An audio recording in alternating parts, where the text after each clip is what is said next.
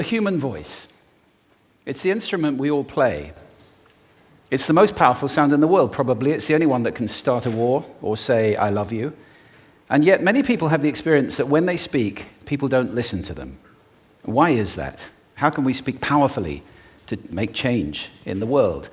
What I'd like to suggest, there are a number of habits that we need to move away from. I've assembled for your pleasure here 7 deadly sins of speaking.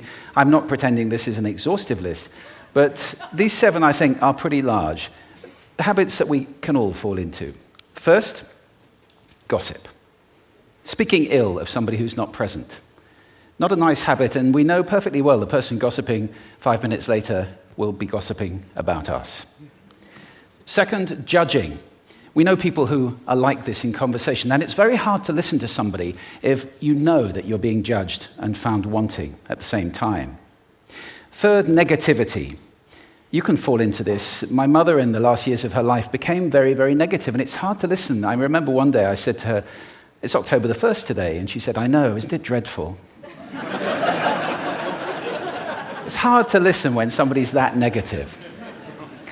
And another form of negativity, complaining. Well, this is the national art of the UK. It's our national sport. We complain about the weather, about sport, about politics, about everything. But actually, complaining is viral misery. It's not spreading sunshine and lightness in the world.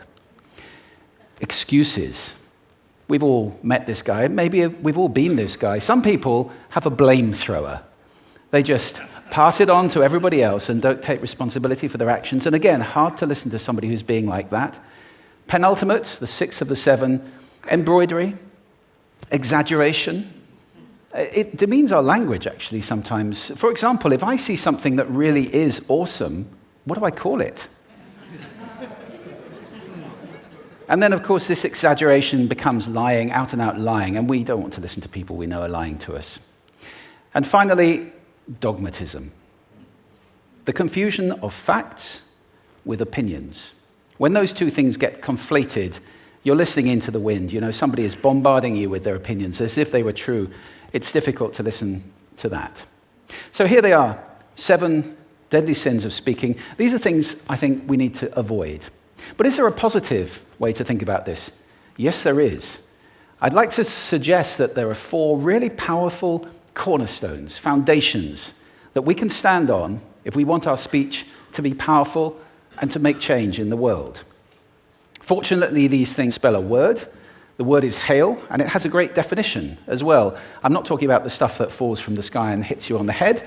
I'm talking about this definition, to greet or acclaim enthusiastically, which is, I think, how our words will be received if we stand on these 4 things. So what do they stand for? See if you can guess. The H, honesty, of course. Being true in what you say, being straight and clear. The A is authenticity, just being yourself. A friend of mine described it as standing in your own truth, which I think is a lovely way to put it. The I is integrity, being your word, actually doing what you say, and being somebody people can trust. And the L is love. I don't mean romantic love, but I do mean wishing people well. For 2 reasons. First of all, I think absolute honesty may not be what we want. I mean, my goodness, you look ugly this morning. Perhaps that's not necessary. Tempered with love, of course, honesty is a great thing. But also, if you're really wishing somebody well, it's very hard to judge them at the same time. I'm not even sure you can do those 2 things simultaneously. So, hail. Also, now that's what you say, and it's like the old song, it is what you say, it's also the way that you say it. You have an amazing toolbox. This instrument is incredible, and yet this is a toolbox that very few people have ever opened. I'd like to have a little rummage in there with you now, and just pull a few tools out that you might like to take away and play with, which will increase the power of your speaking. Register, for example. Now, falsetto register may not be very useful most of the time, but there's a register in between. I'm not going to get very technical about this for any of you who are voice coaches. You can locate your voice, however. So if I talk up here in my nose, you can hear the difference. If I go down here in my throat, which is where most of us speak from most of the time, but if you want weight, you need to go down here to the chest. You hear the difference? We vote for politicians with lower voices. It's true, because we associate depth with power and with authority. That's register. And we have timbre. It's the way your voice feels. Again, the research shows that we prefer voices which are rich, smooth, warm, like hot chocolate. Well, if that's not you, that's not the end of the world, because you can train. Go get a voice coach. And there are amazing things you can do with breathing, with posture, and with exercises to improve the timbre of your voice. Then prosody. I love prosody. This is the sing-song, the meta-language that we use in order to impart meaning. It's route one for meaning in conversation. People who speak all on one note are really quite hard to listen to if they don't have any prosody at all. That's where the word monotonic comes from, or monotonous, monotone. Also, we have repetitive prosody now coming in, where every sentence ends as if it were a question, when it's actually not a question, it's a statement.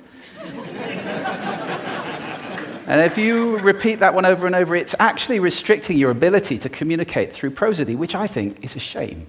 So let's try and break that habit. Pace. I can get very, very excited by saying something really, really quickly, or I can slow right down to emphasize. And at the end of that, of course, is our old friend, silence. There's nothing wrong with a bit of silence in a talk, is there? We don't have to fill it with ums and ahs. It can be very powerful. Of course, pitch often goes along with pace to indicate arousal, but you can do it just with pitch. Where did you leave my keys? Where did you leave my keys? It's a slightly different meaning in those two deliveries. And finally, volume. I can get really excited by using volume. Sorry about that if I startled anybody. Or I can have you really pay attention by getting very quiet. Some people broadcast the whole time. Try not to do that. That's called sodcasting. Imposing your sound on people around you carelessly and inconsiderately. Not nice. Of course, where this all comes into play most of all is when you've got something really important to do. It might be standing on a stage like this and giving a talk to people. It might be proposing marriage, asking for a raise, a wedding speech, whatever it is. If it's really important, you owe it to yourself to look at this toolbox and the engine that it's going to work on. And no engine works well without being warmed up. Warm up your voice. Actually, let me show you how to do that. Would you all like to stand up for a moment? I'm going to show you the 6 vocal warm-up exercises that I do before every talk I ever do. Anytime you're going to talk to anybody important, do these. First, arms up. Deep breath in and sigh out. Like that. One more time. Very good. Now we're going to warm up our lips, and we're going to go bop, bop, bop, bop, bop, bop, bop, bop. Very good. And now, just like when you were a kid.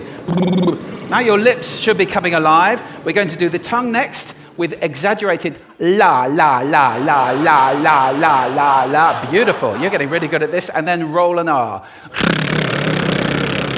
That's like champagne for the tongue.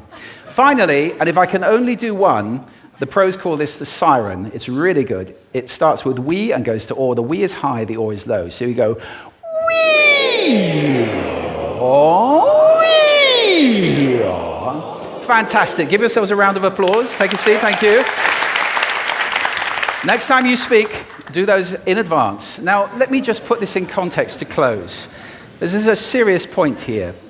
This is where we are now, right? We speak not very well into people who simply aren't listening in an environment that's all about noise and bad acoustics. I have talked about that on this stage in different phases. What would the world be like if we were speaking powerfully to people who are listening consciously in environments which were actually fit for purpose? Or to make that a bit larger, what would the world be like if we were creating sound consciously and consuming sound consciously and designing all our environments consciously for sound? That would be a world that does sound beautiful, and one where understanding would be the norm. And that is an idea worth spreading. Thank you. Thank you.